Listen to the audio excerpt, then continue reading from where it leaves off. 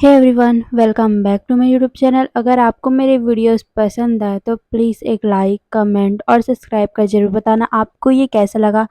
तो चलिए हम आज का पार्ट स्टार्ट करते हैं। उससे पहले आई एम सॉरी, मैं इतने दिनों तक इसे अपलोड नहीं कर पा रही थी।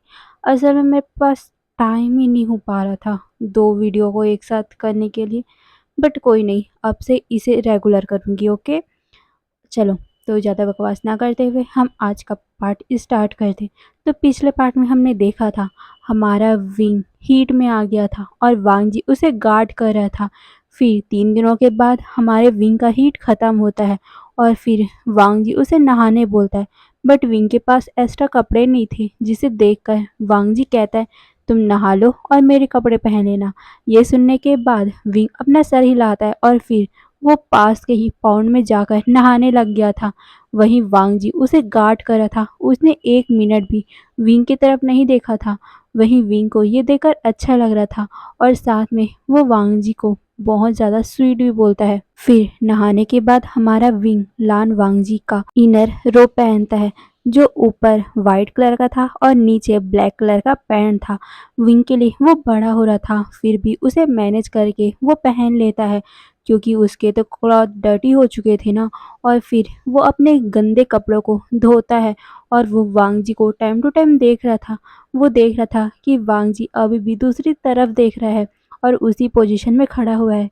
ये देखकर विंग मुस्कुराता है और फिर वो वांग जी का पूरा रोब पहन लेता है। रोब पहनने के बाद वो अपने आप को देखता है। ये वाइट कलर के रोब है जिसमें सिल्वर और गोल्ड का एम्ब्रॉयडरी हुआ है, मतलब कि उसमें डिज़ाइन बना हुआ है। वो थोड़ा-सा उसके लिए लार्ज है, फिर भी हमारे विंग ने उसे मोड़-माड़ कर पहन लिया है। उसकी पूरी बॉडी से अभी सैंडलवुड की फ्रेग्रेंस आ रही है। उसको बहुत ज़्यादा ही अच्छा लग रहा था, क्योंकि उसकी बॉडी से बहुत ही सुंदर सा सैंडलवुड का फ्रेग्रेंस आ रहा है। विंग महसूस कर पा रहा था कि वो वांग जी का फेरोमोन है, जिससे वो मुस्कुराता है और फिर वो वांग जी की तरफ देखता है। विंग अभी 2 सेंटों से भरा हुआ है। पहला सैंडलवुड जो वांग जी का था और वांग जी के कपड़ों से आ रहा था, वहीं विंग का खुद का जास्मिन का सेंट। फिर विंग अपने आप को जब स्मेल करता है तो उसे बहुत ज़्यादा अच्छा लगता है और फिर वो वांग जी की तरफ देखता है और कहता है कि मैं अब ठीक हूँ, मैंने सब कुछ डन कर लिया।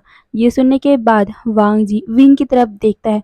उसकी आंखें विंग पे फिक्स हो गई थी। वो अपनी आंखों को हटा भी नहीं पा रहा था, क्योंकि वो बहुत ज़्यादा ही इस कपड़ों में सुंदर दिखाई दे रहा था।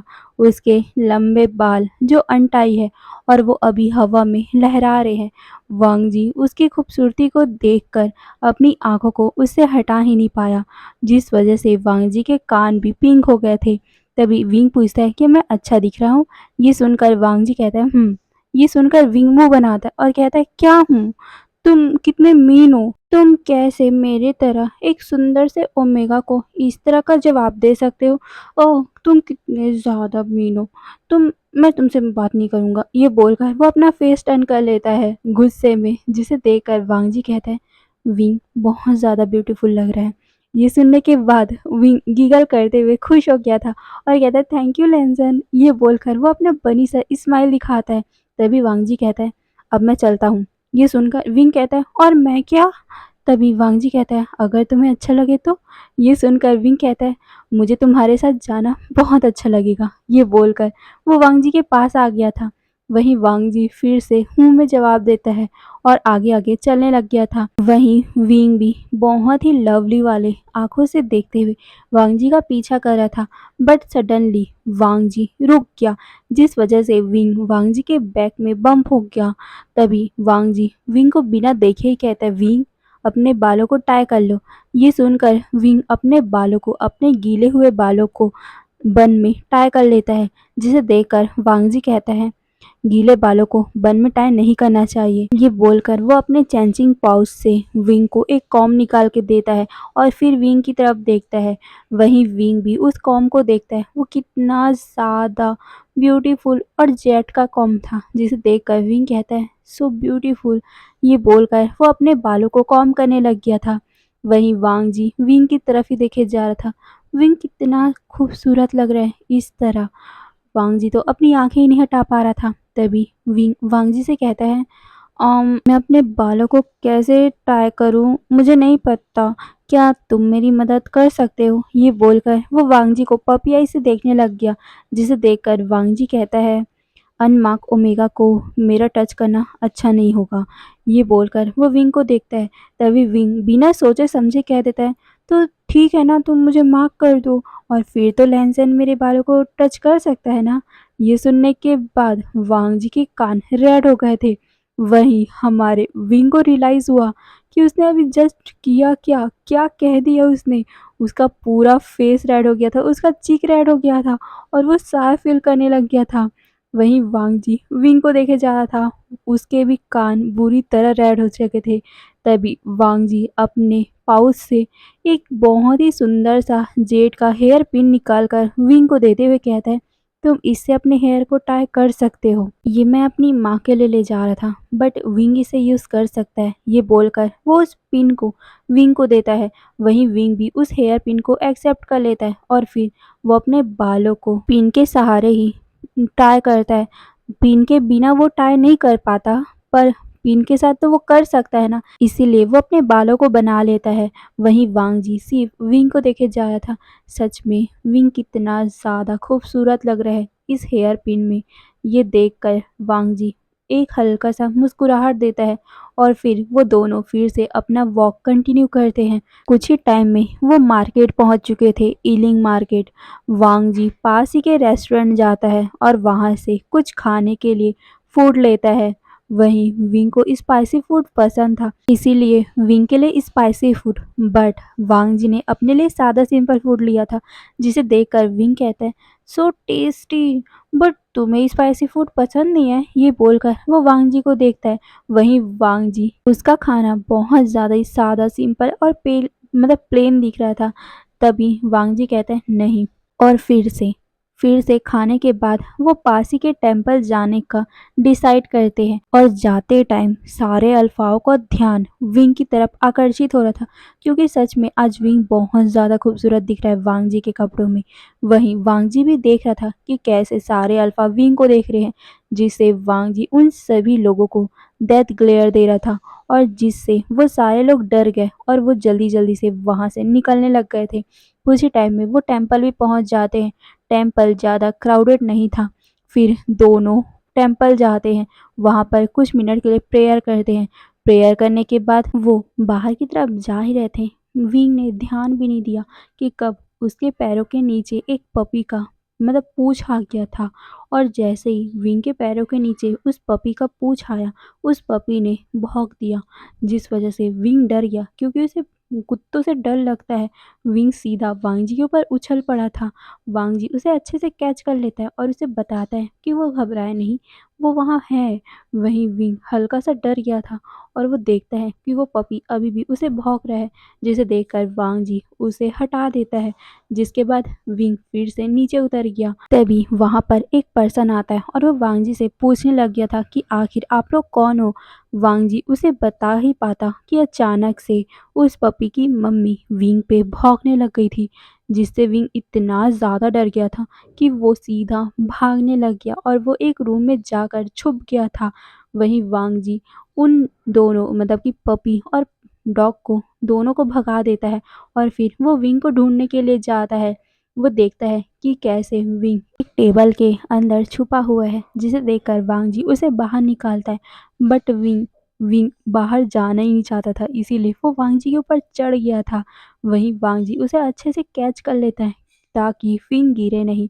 वहीं विंग अपने सर को वांग जी के कंधे पे छुपा रखता है और वो डरते हुए कहता है, वो डॉगी, मैं नहीं जाऊँगा, मुझे बहुत ज़्यादा डर लगता है। ये सुनकर वांग जी कहता है, विंग तुम घबराओ मत, मैं हूँ ना तुम्हारे पास, और वैसे भी मैंने उसे भगा दिया।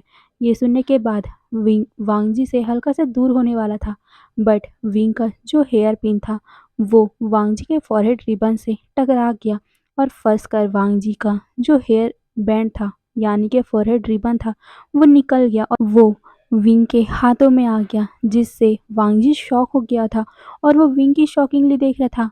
वही विंग वांग जी से नीचे उतरता है और उस फॉरहेड रिबन को देख रहा था और कहते हैं, आई एम सॉरी लैंसन, मुझसे गलती से तुम्हारा फॉरहेड रिबन निकल गया, बट कोई नहीं, मैं तुम्हारे बाँध देता हूँ। ये बोलकर वो वांग जी के सर पे बाँधने ही वाला था, बट वांग जी उसे शॉकिंगली देख रहा था।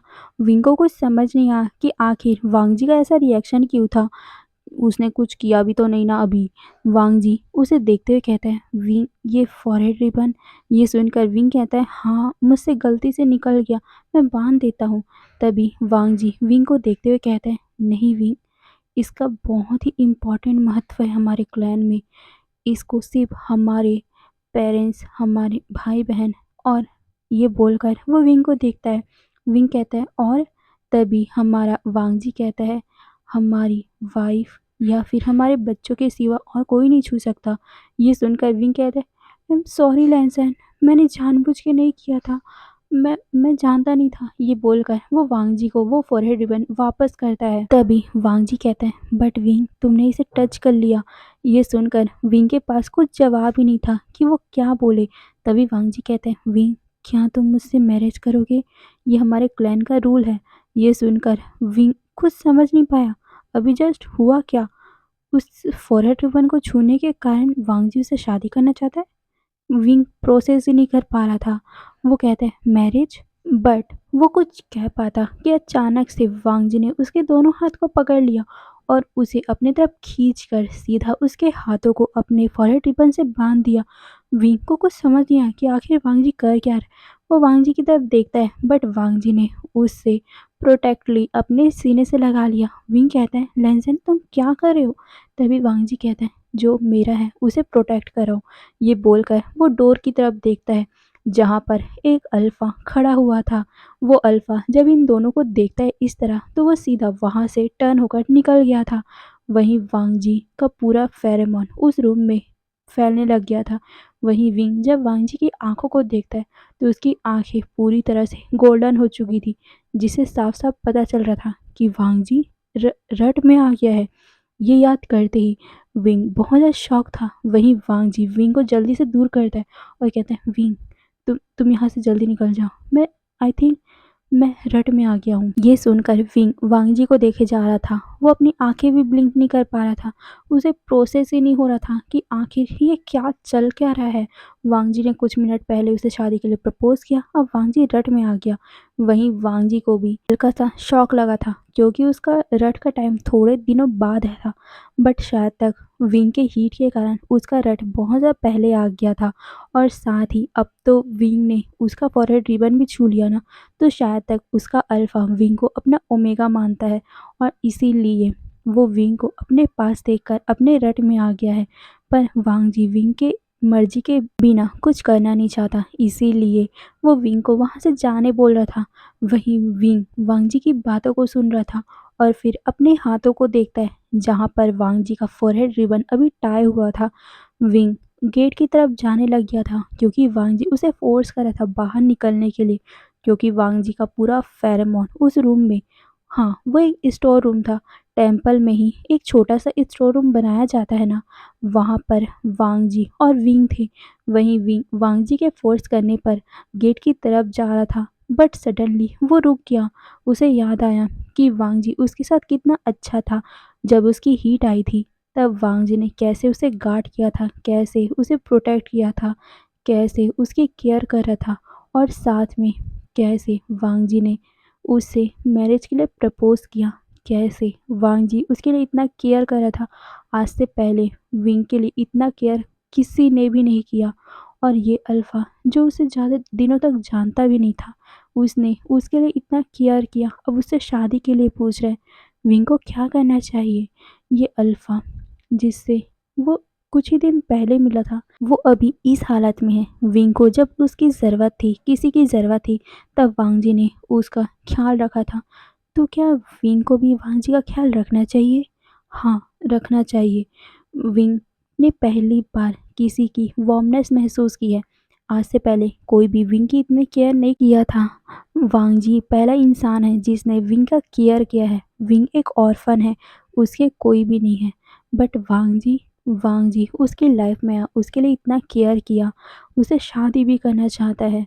तो विंग इस बार सेल्फी बनना चाहता है। इस हैंडसम से अल्फा को, इस कैरिंग अल्फा को वो अपना बनाना चाहता है। ये अल्फा भी तो उसे चाहता है ना। तो क्यों ना विंग सच में इस बार सेल्फिश होकर इस अल्फा को अपना ही बना ले। ये सोचकर वो सीधा गेट को लॉक कर देता है। वहीं वांग जी विंग ने ये सब किया उससे शॉक हो गया था और वांग जी अपने आप को कंट्रोल करते हुए थोड़ा सा वरी टोन में बोलता है, विंग तुमने गेट क्यों लॉक किया? निकल जाओ बाहर, नहीं तो मैं अपने आप को कंट्रोल नहीं कर पाऊंगा। ये सुनकर विंग पीछे मुड़ता है, वांग जी की तरफ देखता है और फिर वो वांग जी की तरफ आगे बढ़ते हुए कहता है, लेंसेन मैं तुमसे शादी करूंगा। ये सुनने के बाद वांग जी विंग की तरफ शॉकिंगली देखने लग गया था। उसके मुंह से कोई भी लफ्ज नहीं निकला। तभी विंग कहता है, मैं तुम्हारा होना चाहता हूँ, तुमसे शादी करना चाहता हूँ, तुम्हारे बच्चों को अपने वॉम में रखना चाहता हूँ, मैं तुम्हारा लव बनना चाहता हूँ। मैं तुम्हें ये बोलकर वो आगे कुछ बोल ही नहीं पाया क्योंकि वांग जी ने उसे सडनली आकर उसी दीवार पे पिन कर दिया था और उसके हाथों को जो अभी उसके फॉरहेड रिबन से टाई है उसे दीवार पे पिन करके बहुत ज़्यादा ही नशीली आंखों से देखने लग गया था। विंग को बहुत ज़्यादा ही सैंडलवुड फेरेमोन महसूस हो रहे थे, वो फील कर पा रहा था। फिर वो वांग जी की आंखों में देखता है। तभी वांग जी कहता है, अगर तुम मेरे होने ही चाहते हो। ये बोलकर वो सीधा विंग के लिप पे अटैक कर देता है।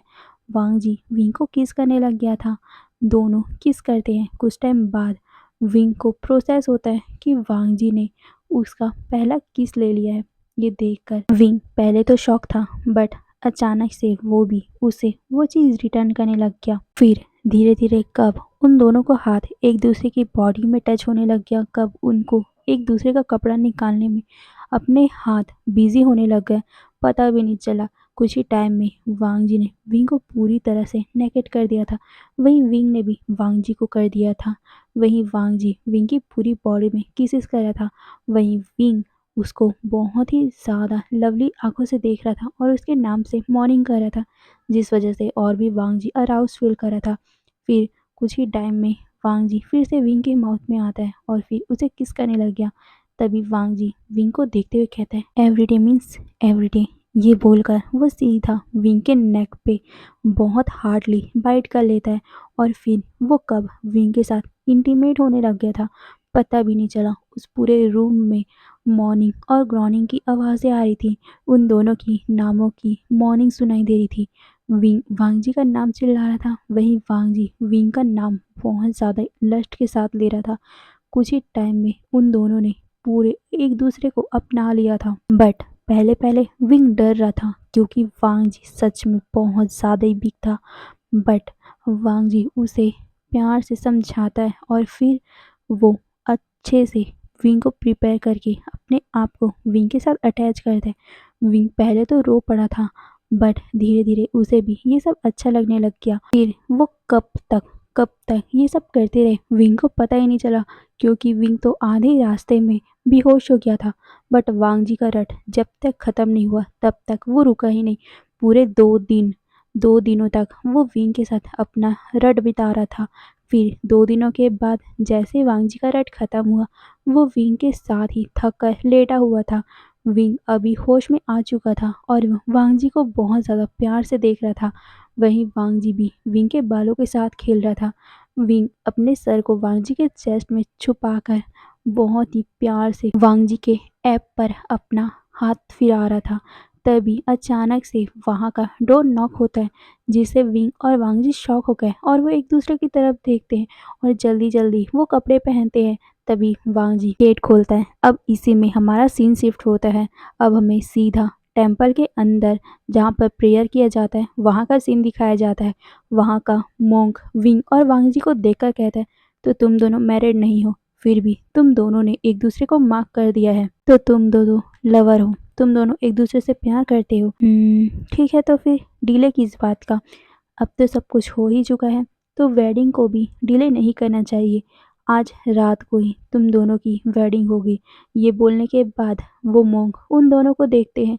वहीं वो दोनों भी एग्री कर जाते हैं क्योंकि उन दोनों ने एक दूसरे को मार्क तो कर ही दिया है तो अब वेडिंग की भी तो ज़रूरत होगी ना। इसीलिए उन दोनों ने एग्री कर दिया था और वैसे भी उन दोनों ने एक दूसरे को एक्सेप्ट कर ही लिया है तो शादी से डिले क्यों करना, यही सोचकर उन दोनों ने शादी का फैसला कर लिया था।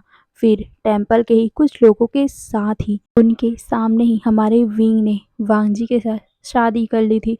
अब हमारा विंग लॉफुली वेड हो गया था हमारे वांग जी के साथ। अब हमारा विंग विवुश्यान नहीं, अब वो मिसिस लान वांग जी मतलब कि लान वुशियान बन चुका था। सारे लोग उन दोनों को ब्लेस करते हैं और उसके बाद वो दोनों ही क्लाउड रिसेस की तरफ चले गए थे।